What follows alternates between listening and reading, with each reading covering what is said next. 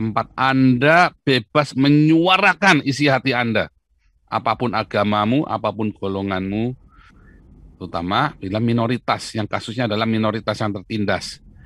Urat takut, minoritas itu udah nggak ada lagi. Udah nggak ada cerita lagi minoritas mayoritas kayak di Eropa ini. Anda udah nggak cerita minoritas mayoritas lagi. Anda berarti ngomong gitu ketawain. Anda bisa disambit tuh pakai bangku Anda ngomong minoritas mayoritas di sini. Kami mengekspresikan pendapat bukan dengan cara membunuh orang atau memukul orang atau melakukan violence, sekalipun kita nggak setuju.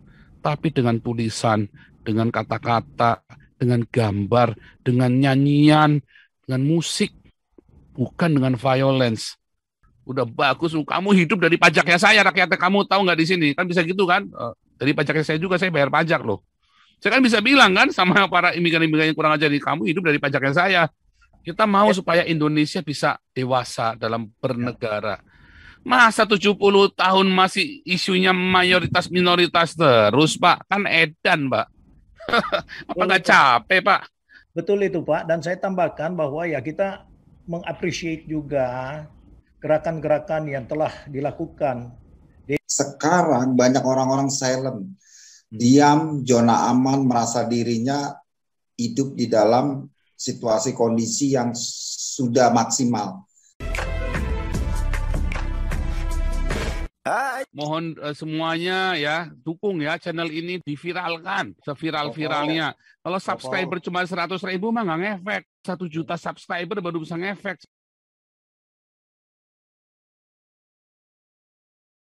Kita harusnya bangga ya, Indonesia dulu menjadi pusat orang-orang kirim sending, kirim dana ke Indonesia semua. Tapi hari ini kita go internasional. Kita pergi beritakan Injil ya.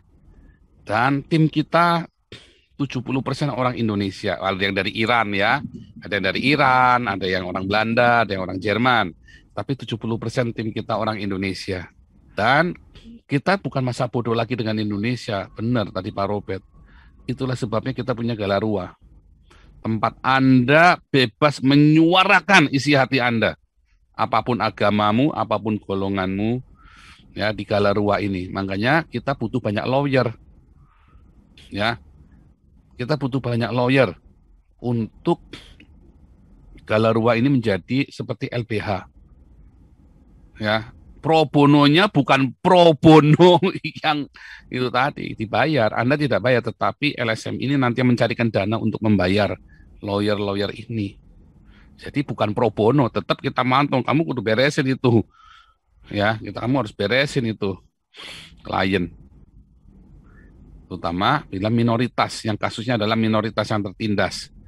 Ya, jangan kasus warisan Anda bawa-bawa kemari ke Galarua ya, jangan. Kecuali Anda mau bayar ya, pinjam sama lawyernya, terserah. Jadi nanti Galarua ini akan membawahi seperti kantor LBH.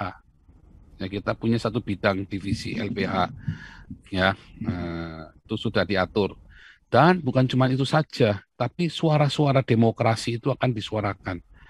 Kemarin ya, sampai dengan beberapa bulan yang lalu, saya masih tidak setuju dengan demonstrasi. Tetapi saya melihat cara Frankie kerja kemarin, saya bilang, saya tiba-tiba terinspirasi. Kita harusnya menunjukkan kepada rakyat Indonesia bagaimana demonstrasi yang beradab. Ya, jadi kita demonstrasi tapi dengan cara yang beradab, yang memang sesuai dengan konstitusi kita, yaitu hak untuk menyuarakan pendapat Anda. Jadi demonstrasinya harus dibikin yang teratur, yang rapi, ya, disiapkan dengan baik. Saya kadang-kadang lihat ya, gerombolannya nih, Bung Frankie, Sabto Harun, Ade Sarah, Marlin, saya benar-benar terinspirasi cara mereka ya. Dan saya lagi terus berdoa, gimana Tuhan kalau terjadi, saya konflik batin loh ya, saya tanya Tuhan, gimana kalau terjadi begini segala macam. Ya, dan Tuhan terus kasih pencerahan yang baru. Makanya nanti kita bikin juga bagaimana pendampingan LSM ini menjadi LBH, tapi juga melakukan pendampingan, kita menjadi penggerak massa. Supaya urat takut minoritas itu udah nggak ada lagi. Udah nggak ada cerita lagi minoritas mayoritas kayak di Eropa ini. Anda udah nggak cerita minoritas mayoritas lagi. Anda berarti ngomong gitu ketawain. Anda bisa disambit tuh pakai bangku Anda ngomong minoritas mayoritas di sini.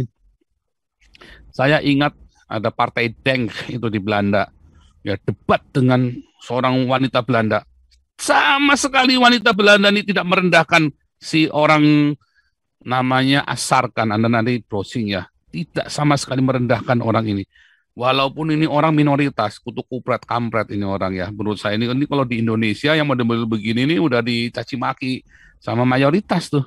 Tapi tidak ada satupun orang Belanda yang mencaci maki dia.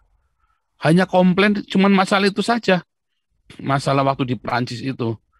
Ya, karena si Asarkan ini bilang, oh wajar saja, itu reaksi yang wajar dari orang Islam. Wah, dimaki-maki sama perempuan ini, dimalain bukan karena dia minoritasnya, tapi karena bilang, enggak, orang di sini dia malah kesalahannya dia katanya nggak boleh begitu gambar Muhammad. Itu juga salah, nggak terima orang Belanda digituin. Kami mengekspresikan pendapat bukan dengan cara membunuh orang atau memukul orang atau melakukan violence, sekalipun kita nggak setuju. Tapi dengan tulisan, dengan kata-kata, dengan gambar, dengan nyanyian, dengan musik, bukan dengan violence. Walaupun keras perkataannya, tapi nggak boleh ada korban violence. Pembulian itu nggak boleh. Jadi bukan karena minoritasnya. Ya kan? Itu dulu pernah saya kasihkan videonya ya, mestinya lagi dulu Pak Alengso yang kasihkan videonya. Dulu Pak Alengso kasih videonya, bagus. Tidak dibully karena dia minoritas, tetapi karena idenya dia berkata nggak boleh kamu gambar Muhammad. Langsung diserang, bukan masalah itunya, kita menghormati kamu. Tetapi kalau ada orang yang tidak setuju dengan kamu, kamu harus hormati dia, bukan dibunuh. Tetapi tidak disentuh sama sekali minoritasnya. Nggak bilang, kamu minoritas dan macam-macam lo di sini lo. Seharusnya kita bisa bilang begitu kan, mereka kan. Lu apa, minoritas jangan macam-macam lo. Udah bagus, kamu hidup dari pajaknya saya, rakyatnya kamu tahu nggak di sini. Kan bisa gitu kan, dari pajaknya saya juga, saya bayar pajak loh. Saya kan bisa bilang kan sama para imigran-imigran yang kurang ajar, kamu hidup dari pajaknya saya. Saya kan bisa bilang begitu kan, bisa belagu dikit saya, tapi kan nggak boleh di sini ngomong begitu, walaupun saya ngomong itu hidupnya dari pajak saya bayar pajak cukup besar, 30%, ya kan? Itu seperti itu Pak Robert. Jadi ya, memang kita mau supaya Indonesia bisa dewasa dalam bernegara. Masa 70 tahun masih isunya mayoritas minoritas terus Pak, kan edan Pak. Apa nggak capek, Pak? Ya, betul. Ya, saya melihat cuplikan daripada para pendemo itu. Ya, saya mengapresiasi karena ada keberanian. Namun solidaritas daripada kawan-kawan yang lain, karena saya tahu kita berjuta, Pak, di ini. Andai kata kita gerakkan secara mobilisasi, pasti akan Jakarta juga ketutup. Dan demo ini kan ada dua metode, Pak. Ya, pertama, kalau kita demo seperti yang FPI untuk membela Rizik, itu namanya demo kadrun itu. Karena tuntutannya hanya melepas seseorang yang tersangka di dalam kasus kriminal. Nah, demo yang kita misalnya dilakukan itu dalam tuntutan-tuntutan keadilan, kebersamaan hak, baik itu dalam bentuk hak ekonomi, hak politik, hak sosial. Itu ya bagus sekali. Yang kita tuntut sekarang yaitu memang menyentuh hati daripada setiap masyarakat yang berpikirnya secara logika, nalarnya jalan. Jadi kita menuntut adanya keadilan di Indonesia yang diberlakukan kepada seluruh umat atau seluruh rakyat. Jadi demo ini sah-sah yang kita ingin tunjang bersama. Kelompok nasionalis harus berjuang untuk ini karena kita tidak bicara agama, karena kita sudah lama menentang tindakan-tindakan di Indonesia sejak 76 tahun karena selalu dengan identitas agama ini sehingga kita diperlakukan tidak adil. Nah, sekarang kita menuntut keadilan. Cuman sayangnya tidak ada mobilisasi kalau saya lihat, Pak. Khususnya juga kelompok-kelompok gereja. gereja-gereja yang besar turunlah. Jangan selalu berpikir kita wah ini soal politik. Tidak, kita diajar untuk bekerja dan berdoa. Jadi saya harap Betani yang katanya jemaatnya besar, ya suruh mintalah rakyatnya untuk kita tidak melawan pemerintah, tapi memberikan suatu pandangan kepada mereka. Dan saya yakin pemerintah yang nalarnya jalan mengucap syukur karena kita tidak mengangkat senjata, menyampaikan aspirasi. Pak Robert, semua juga seperti pandangan Pak Paul, kita nggak menginginkan aksi parlemen jalanan.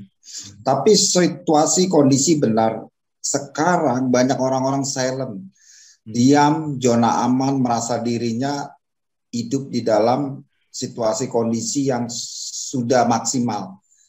Tetapi kalau kita melihat kondisi seperti yang dilakukan oleh mereka, teman-teman yang sekarang zona aman, kalau kita melihat seluruh, ini justru yang dilakukan atau semua teman-teman di tempat ini termasuk Pak Putih punya salah satu LSM. Nah, kita memang menyuarakan atau menyerukan suatu kebenaran, itu kan tadinya harus ada tempat. Tapi di Indonesia udah nggak bisa, Pak. Kondisi situasi sudah teman-teman nggak respon, ataupun mereka nggak peduli. Nah, yang kami lakukan di lapangan ini karena ketergerakan situasi kondisi. Saya juga penginjilan, Pak, pelayanan, tapi saya melihat bahwa Indonesia kalau kita diam cukup lama, Indonesia ini akan sebagian besar kelompok-kelompok radikal akan menguasai, Pak. Sekarang menganggap kita nggak ada. Ya, betul. Iya, saya bangga, saya termasuk bangga, Pak. Karena begini, kelompok kami kecil, kelompok kami nggak banyak, tetapi dari tahun ke tahun sejarah tentang menentang radikal, khilafah, termasuk 212, kami, Pak, orang-orang kami yang ya mungkin Pak Putih udah lihat kemarin di lapangan, itu kami punya andil. Kami masuk ke departemen yang memiliki otoritas untuk tidak fungsikan surat-surat mereka. Kami lakukan. Bahkan resiko yang paling kami terima di lapangan bersentuhan. Dan kami siap. Siap itu artinya bukan kami menjadi orang yang super. Tapi kondisi ini siapa? Bagaimana kita melihat kondisi ini? Berarti kita yang harus bisa mengcover. Nah, orang-orang sedikit mungkin Tuhan pilih, Pak. Saya di tahun ini, dari tahun pemilihan umum sampai NU diserang, terus menggampangkan persoalan tentang intoleransi, bahkan mengebuli gereja, kami yang turun, Pak. Sabto Harun, kalau melihat di YouTube, orang-orang gini berani, kami teriak dan kami ada di tengah-tengah musuh. Kenapa kami harus lakukan ini? Sama, Pak, dengan hati Bapak, yang semua bangsa kita ini nggak memiliki rasa emosional tentang nasionalis. Mereka bilang kapitalis, justru kapitalisnya mereka memberikan hidup kepada negara untuk mendapat pamrih. Teman-teman saya udah banyak loh yang dulunya berjuang, tapi ketika mereka nggak mau lakukan di bawah. Bahkan kalau kita bicara tentang gereja, Pak, saya murtadin, Pak. Saya nginjil ke seluruh Indonesia, itu nggak ada gereja memberikan haknya atau kewajiban. Dan kami nggak suka, karena gereja itu penjajah gaya baru. Mereka akan menjajah gereja lain untuk gereja dia. Nah, kenapa? Saya salah satunya orang yang dimusuhi oleh para pendeta di pedalaman. Makanya saya sekarang berharap teman-teman di Amerika dukung Pak Putih. Ini tadi saya diskusi sama Pak Putih karena saya pelayanan anak muda, Pak. Saya punya hikmat gini, anak-anak muda ini harus dibekali dengan tema kebangsaan. Ya. Jadi menurut Kristen tentang kebangsaan. Nah, ini kami, Pak Paul, kami akan awali mungkin minggu-minggu ini. mungkin jumlahnya nggak banyak 50 atau 30, bahkan kami akan step by step. Karena anak-anak muda mencari jati diri, Pak. Siapakah kita? Nah, kita sekarang menawarkan bahwa kamu adalah pilar Pancasila. Udah senang tadi. Nah, saya telepon Pak Pute tadi respon. Nah, kami akan kerjasama dengan Pak Pute, dan dari gereja ini nanti yang kami akan bawa komunitas, mungkin nggak 100 orang, tapi ada beberapa orang yang tergerak ikut di dalam lembaga LSM anak muda tentang berkebangsaan dan Pancasila. Kenapa? Karena mereka mencari jati diri. Nah, ini sekarang kita bekalin. Nggak perlu banyak orang, tapi katanya Bung Karno, 10 orang tapi bisa mencapik-capik dunia. Nah, saya tadi ketemu telepon dengan Pak Pute, langsung habis ibadah anak-anak muda kami. Mereka mau mengundang Pak Pute dengan tim untuk bicara tentang kewawasan kebangsaan. Nah, ini tema yang harus kita sebarkan, Pak. Kalau ini disebarkan, musuh kita harus punya logo Pancasila, kita harus punya bawa Pancasila, baru mereka akan bergerak. Tapi kalau dengan organ-organ lain, ya kan, kami udah alergi dengan partai, Pak. Partai itu justru lucu, penjajah gaya baru. Jadi Indonesia belum untuk berharap kepada institusi tertentu. Tapi kami berdoa, dan kemarin secara up to date atau secara kami bertemu dengan Menteri Agama yang diwakili oleh pihak mereka, Pak Pute tahu, itu suara kami diterima dan akan disalurkan dan akan dibuat di tahun-tahun ini sebagai tahun toleransi. Nah, resep saya sih begini, Pak.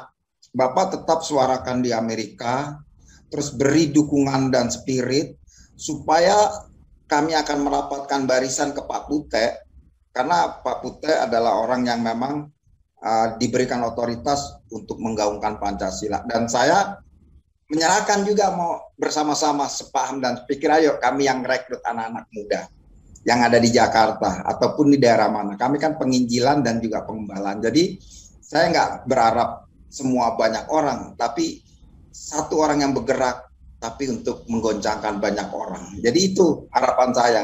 Nah, saya terima kasih ada programnya Pak Paul. Ya kan, tadi di jalan saya bilang, Pak Paul, saya ketawa sendiri melihat pribadi orang ini kok aneh-aneh tapi Tuhan pilih, ya kan, lucu gitu. Jadi yang kelihatannya resek, kelihatannya apa, kalau bahasa Betawi kami Pak Somplak, Tuhan pakai bersuara ke mancanegara. Ini saya sendiri, saya kesenyum-senyum, lucu Pak Paul ini orangnya, saya bilang begitu. Nah, hal-hal yang kayak gini untuk teman-teman di Amerika suarakan supaya kita punya namanya satu komando lewat Galarua atau lewat apa yang satu komando dengan apa yang ada di benak kita, supaya program perjuangan tentang keadilan, tentang toleransi, bahkan semua yang ada di Indonesia bisa terjalin dengan baik dan bisa kita melihat hasilnya ke depannya. Itu yang menjadi pandangan kita. Iya, kalau kita sebenarnya begini Pak Paul ya, kita ini semuanya tujuannya sama. Oleh sebab itu, masalahnya Pak KC itu, saya juga menghimbau sebenarnya ya kita yang tinggal di tiap-tiap state, karena kita mempunyai senator yang berbeda, anggota-anggota kongres, konstituen yang berbeda. Jadi kita bisa menyuarakan kepada mereka semua concern-concern ini, karena masalahnya Pak KC ini bukan masalah nasional, tetapi ini pelecehan. Oh, ini pelecehan kemanusiaan, Pak. Itu penyiksaan, Pak. Itu benar-benar biadab, Pak. Ngasih makan tai, Pak. Dipukul nggak apa-apa, bunuh nggak apa-apa. Kasih makan tai itu biadab, Pak. Betul, Pak. Karena itu akan jadi traumatik bagi seseorang seumur hidup. Oleh sebab itu, saya paham. Semoga Tuhan memberikan dia hati yang sangat baik untuk melupakan peristiwa ini, karena untuk mengingat itu saja kita yang mendengar sudah geram Pak, terus terang saja. Setiap ingat kita panas Pak, memang setiap ingat kita itu panas, Pak, karena ini benar biadab, benar kita bukan cerita Islam Kristen agama, tapi ini benar-benar biadab. Saya tidak pernah Mbak ini, cuma masalahnya di sini, kenapa saya minta Pak Jokowi untuk memberikan statement, karena ini kan yang dikeluarkan adalah karena dia membela agama Islam, dia terus terang di situ dan terukur. Dan lagi satu Pak, kita ini boleh dibilang marketing Indonesia adalah the most populated Muslim in the world. Jadi harus dong berikan suatu di mana negara terbesar Indonesia berpenduduk Islam tidak setuju dengan biadab atas kebiadaban manusia di muka bumi ini. Jadi jangan kita dicap orang Indonesia itu wah sama sekali tidak ada akhlak, tidak ada moral. Sudah cukuplah kita tidak bermoral yang dijual-jual oleh Rizik, Munarman dan sebangsanya.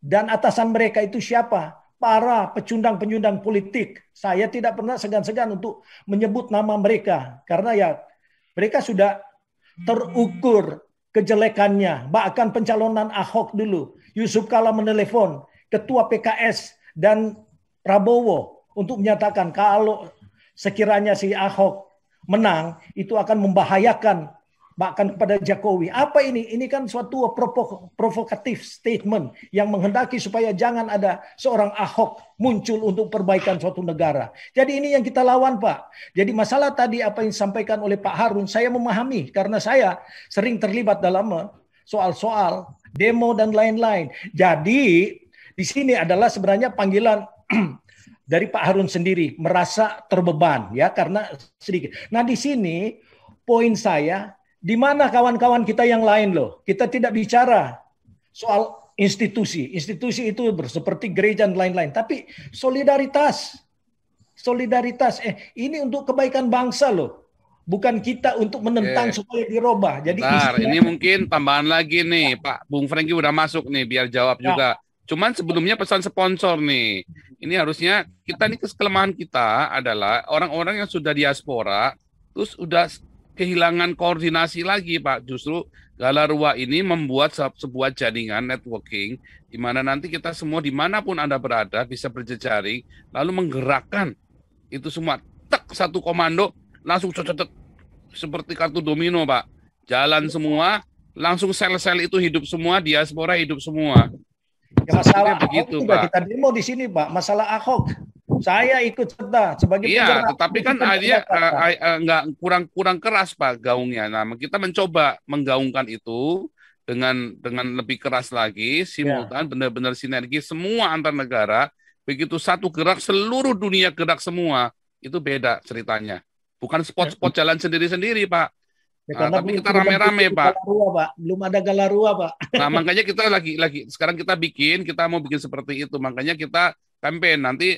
Pak Putih mungkin harus keliling, harus berangkat dari beberapa ini kan dari negara ke negara campaign kita, Pak, untuk bisa kita, dan kita bukan partai politik, kita tidak beroposisi, kita tidak mendukung partai manapun, juga tidak beroposisi, nggak boleh. Itu benar-benar harus hati-hati screening yang ada di yayasan, yang jadi pengurus harian juga, dan termasuk yang menjadi staff-staff kita, hati-hati tuh Pak, screening dulu tuh. Ya. Shalom, Bung Franky, luar biasa. Maaf, baru gabung nih, Pak. Iya. Nah, kalau saya sih, masukan dari saya, ini semua situasi ini, kembali lagi, ini bicara masalah kuat dan nggak kuat. Ya, saya himbau agar, sama seperti masukan dari teman-teman saya, Mbak Ade Sarah, bahwa mulai dari sekarang kita hilangkan Pak minoritas dan mayoritas. Ya. Tapi kalau kita mau berbicara kebangsaan, ya kita berbicara kebangsaan, kita nggak ada bicara mayoritas minoritas. Itu. Betul. Kita bangun kekuatan kita Pak Paul, bangun kekuatan. Kita nggak bisa kan dengan saudara-saudara yang garis keras ini, nggak bisa Pak. Kita mesti smart, Pak. Kita tahu beberapa saat yang lalu Afghanistan itu dikuasai oleh kelompok Taliban tanpa perang, Pak.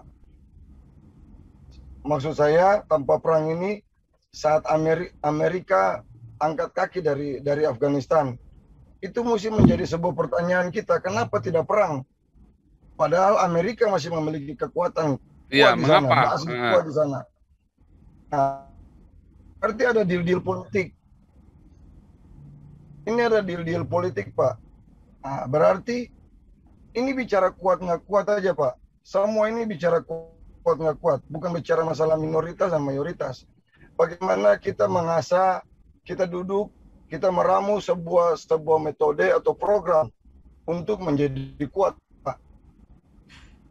Karenanya, kembali lagi saya mau katakan, kalau memang ada orang-orang gereja yang berdomisili di Jabodetabek, mereka mesti berkaca dengan apa yang dilakukan oleh seorang Paul Zhang. Masa seorang Paul Zhang yang tinggalnya di Jerman, yang nggak kenal saya juga nggak kenal beliau bisa kirim orang untuk cari orang-orang kami yang melakukan aksi ini, Pak. Sedangkan kami ini berada di tengah-tengah gereja yang begitu banyak di Jakarta, Jabodetabek ini, Pak. Nggak ada panggil kami, lalu bagaimana? Setelah aksi kalian mau apa? Kelanjutannya apa lagi? Terus untuk bangun kekuatan apa? Kami punya metode, Pak. Terima kasih. Anda telah menyimak video ini sampai selesai. Silahkan tuliskan masukan atau pengalaman Anda sesuai tema video yang kami sajikan. Kami berharap masukan Anda bisa memberi edukasi sebagai bahan pertimbangan untuk membangun pola pikir positif. Kepedulian Anda sangat bermanfaat membangun generasi dalam menyikapi narasi atau sumber berita. Terima kasih. Dan salam damai untuk Indonesia bersama Reaksi Nusantara.